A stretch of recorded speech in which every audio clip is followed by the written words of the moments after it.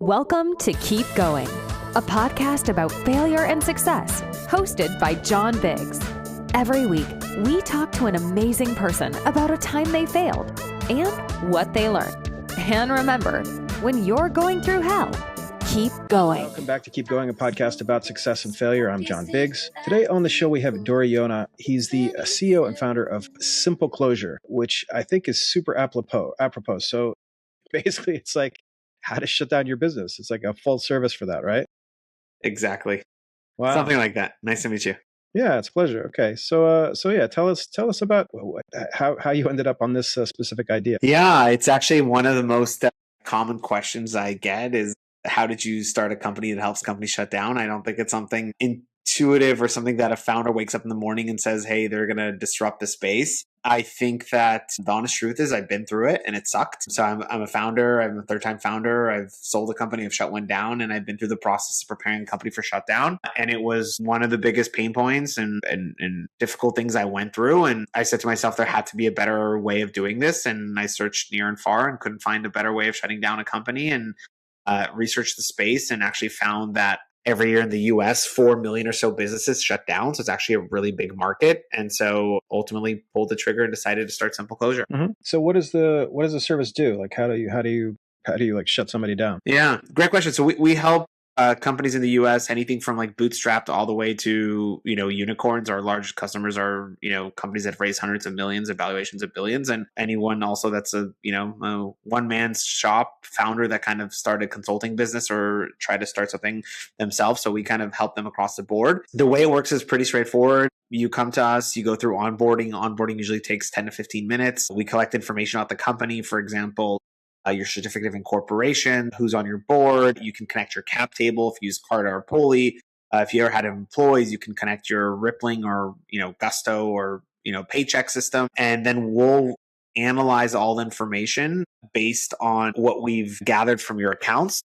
And I think what's really unique is we don't only rely on the information you provided. We also integrate into public state databases and other data sources to make sure there's no stones left unturned and no skeletons in the closet. And then we'll analyze all of that and we'll put together a personalized shutdown plan that's tailored to your company. And so yeah, we'll just go and go through that process. There's about 95 moving parts to an average shutdown. And we've just built layers and layers of automations and agentic workflows that will go and automate those processes. So it's taking a process that usually takes 9 to 12 months down to a few weeks to a few days. And we do it for a fraction of the cost. So that's at a very high level how it works. I think one of the other things that's really unique is we also help companies at the end of the line monetize their assets. So if they have IP or code or things like that, when they're going to shut down, we can also help them sell those assets through the process. So a lot of companies will come to us with barely any money to shut down, and they'll actually leave Simple Closure with more money than what they came with. How do you know when to shut down?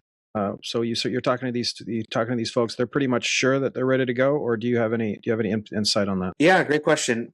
I think at a high level, we see people from as early as, hey, we're running out of cash in 6 to 9 months, and we just want to understand our options and understand what the price, the process, the timeline of something like this is, all the way to, hey, we actually shut down the business 6 months ago, and we're getting fines and penalties in the mail because we didn't close things down properly, and we'd like help cleaning this up. So we really see customers across that spectrum. Obviously, our recommendation is always to try to be proactive and plan for this in advance. And so, the ones that come and talk to us months before they're out of cash, they usually have a much smoother shutdown.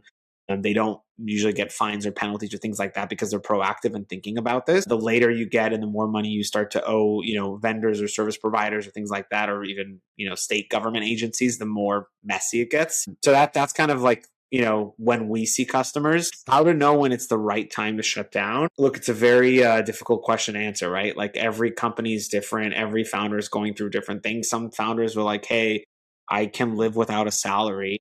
And so I will I'll let everyone go. We'll stay founders without a salary and just keep this running. And there's other founders that'll say, hey, I need a salary to survive and pay rent. So, when I can't take a salary, that's when we're going to need to shut down. So it's a very loaded question to answer. I think that the thing that we want founders to think about, regardless in what personal situation they're in, is to just know what the liabilities are, what they could be on the hook for, what those costs are, and just plan around that. Like bottom line, you don't want to get in the negative at any point in time in the red. And so those are things that we can help like guide. We actually have calculators on our website that can help founders calculate what that point in time is. But I would say that that's kind of the more mechanical answer, but a lot of it has to do with like life situation and what level of not getting a salary founders can go with. What best practices do you think are there for folks to, I don't know, prepare for the inevitable or prepare for the worst? Yeah, I think there's two things that I always tell founders when they kind of go through this or to prepare for this. There's two main things I always say. First of all, don't do this yourself. Mm-hmm. The amount of horror stories where I have seen founders try to do this themselves. It's one of those things where like you don't know what you don't know. And then when you think you're done, it's maybe too late and you'll only get a fine or penalty months or years later because you ended up doing something wrong. It's just one of those things where you don't have experience, and and I always suggest whether you use Simple Closure or not, it's one of those things that you just don't want to do by yourself. So use a service provider, use someone like Simple Closure is my number one suggestion. The second one is shutting down costs money. It's one of those things where you think, oh well, like we can run the company until $0 in the bank account and then decide to shut down. And what I think a lot of people don't realize, again, because they don't go through this experience ever, or it's the first time in their life, is that it costs money shutting down. And I'm not referring to like using someone like Simple Closure. I'm more referring to you have to pay taxes.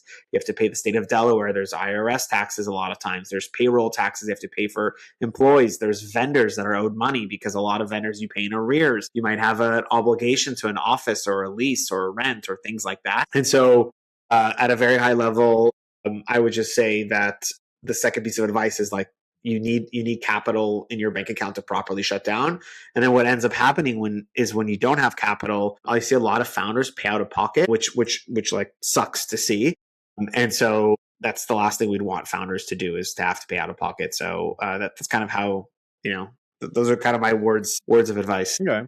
I mean, what happened when your thing shut down? Why did your startup shut down in that case? Yeah, in terms of like what led us to start Simple Closure. Well, yeah, I guess so. Yeah, I mean, just what's your previous experience building that stuff out, like building out startups? Yeah, so my previous experience was I was running a company. It was in consumer fintech. We had grown to 3.5 million users, and it was a roller coaster. Things were going well, and then they weren't going well. And at a certain point of time, growth had stalled. I was actually in a board meeting presenting financials to the board. And one of our board members looks at the financials and the numbers and says, "Hey, Dory, the numbers don't look so good. The runway is looking pretty short. We're not going to invest any further capital in the business, and we don't think you could raise external capital. So I think you need to think about we need to think about a plan B here."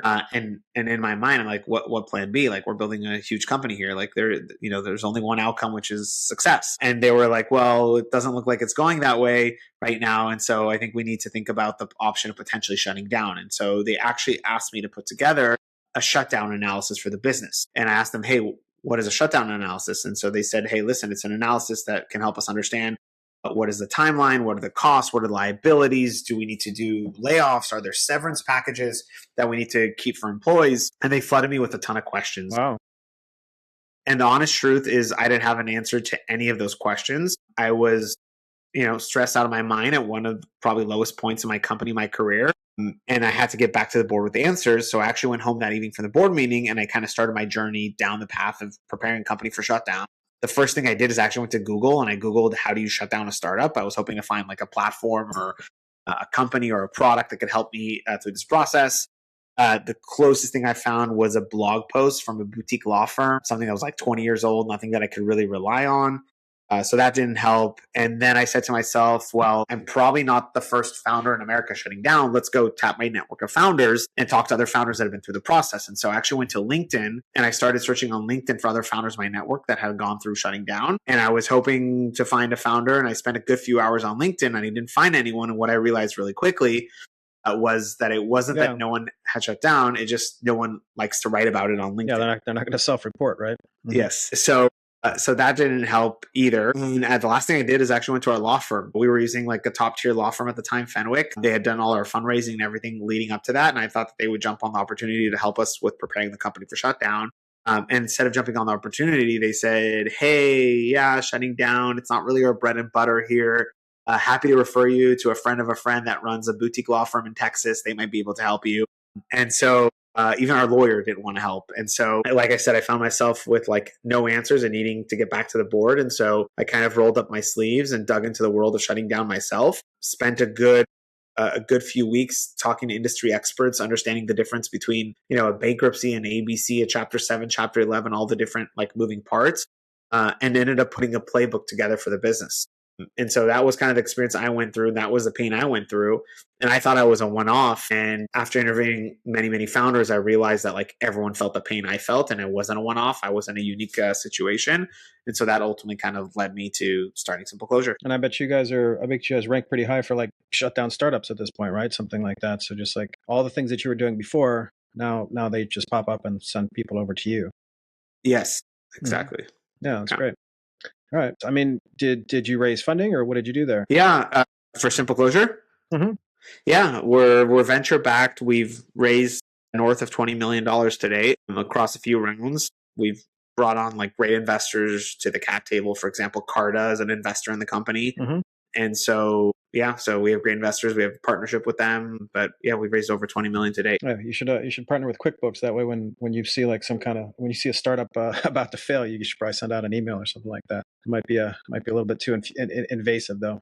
Not a bad idea. All right, this is very cool, Dora. Yeah, I think this has been helpful. I think just for folks who might be in the same boat, and so I think just talking about this is really super helpful. Yeah, of course.